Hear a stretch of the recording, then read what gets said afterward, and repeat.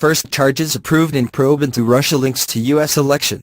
A federal grand jury has approved the first charges in the investigation into alleged Russian meddling in the 2016 U.S. presidential election, a source briefed on the matter has told Reuters.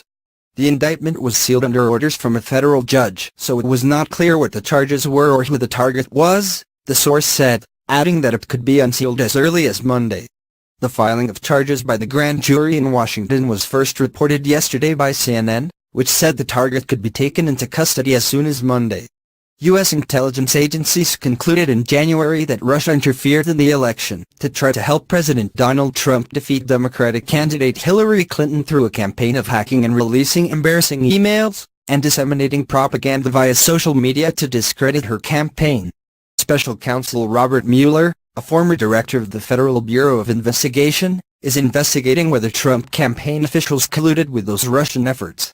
If the special counsel finds it necessary and appropriate, the special counsel is authorized to prosecute federal crimes arising from the investigation of these matters, Deputy Attorney General Rod Rosenstein said in the 17th of May letter appointing Mr. Mueller.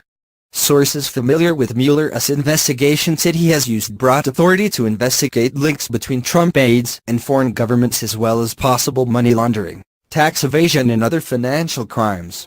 Peter Carr, a spokesman for Mr. Mueller, declined to comment yesterday. Mr. Trump, who was elected president last November, has denied the allegations that his campaign colluded with Russians and condemned investigations into the matter as a witch hunt. The Kremlin has denied the allegations. Mr. Mueller's investigation also includes an effort to determine whether Mr. Trump or any of his aides tried to obstruct justice. The special counsel's team has conducted interviews with former White House Chief of Staff Reince Priebus, former spokesman Sean Spicer, and other current and former White House officials.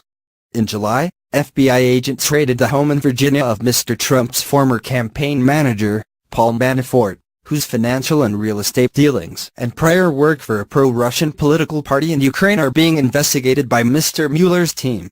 Mr. Mueller was appointed to lead the investigation a week after Mr. Trump fired FBI Director James Comey, who was heading a federal probe into possible collusion with Russia. The president initially said he fired Mr. Comey because his leadership of the FBI was inadequate and hurt morale, but in a later interview with NBC he cited this Russia thing as his reason. The Russia investigation has cast a shadow over Mr. Trump's 9-month-old presidency and widened the partisan rift between Republicans and Democrats. Republican lawmakers earlier this week launched investigations to examine several of Mr. Trump's long-standing political grievances, including the FBI probe of Hillary Clinton's emails and her alleged role in a sale of U.S. uranium to a Russian firm.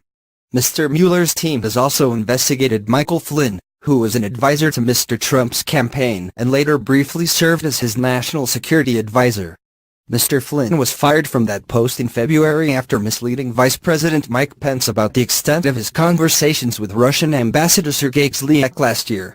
While he was on Mr. Trump's campaign team, Mr. Flynn also had a $600,000 contract from a Turkish businessman to help discredit U.S.-based Turkish cleric Fethullah Gulen, accused by Turkey's government of instigating a failed coup in July 2016.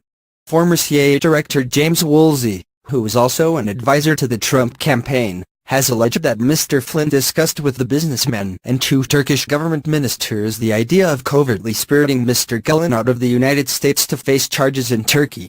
Jonathan Franks, a spokesman for Mr. Woolsey, said yesterday that Mr. Woolsey and his wife have been in communication with the FBI and Mr. Mueller's team about the claim.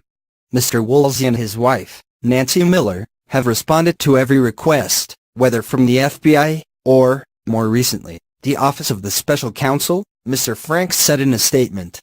Mr. Flynn has previously denied through a spokesperson that such a plan was ever discussed.